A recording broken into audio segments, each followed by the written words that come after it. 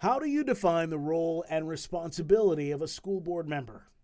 I think the roles of a school board member are really broken down to just a few categories. You have policy making, you have executive authority for us to hire and fire the superintendent, you have financial oversight, long-term planning, but priority number one is providing a safe learning environment to provide equitable education for all of our students.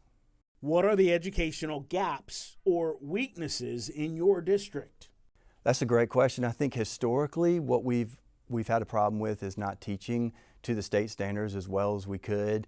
We've had a really big focus on our elementary education, and that's really starting to pay off. A lot of our students are scoring above the state standard on the latest round of testing, and we really have to focus on our middle and high school students because they tend to still fall behind, and that's where we need to put our efforts going forward.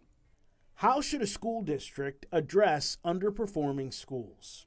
We're doing a good job of that, and I think the test results of our highest poverty elementary school students show that. But you have to start with the basics. You have to provide food, safety, you have to love on those kids. As far as the building is concerned, you need to look and see what's the leadership, what's the culture of that particular school, what resources do they need, what's the student to teacher ratio, and what do we need to do to provide one-on-one help for those that are struggling.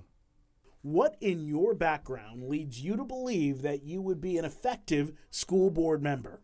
I'm proud of the leadership that I provided to our school board for the past 8 years, called for better financial transparency, better communication, informing the public in a better way, and I think we've done a good job of doing that. I come from the financial industry, so I'm comfortable with balance sheets and financial statements.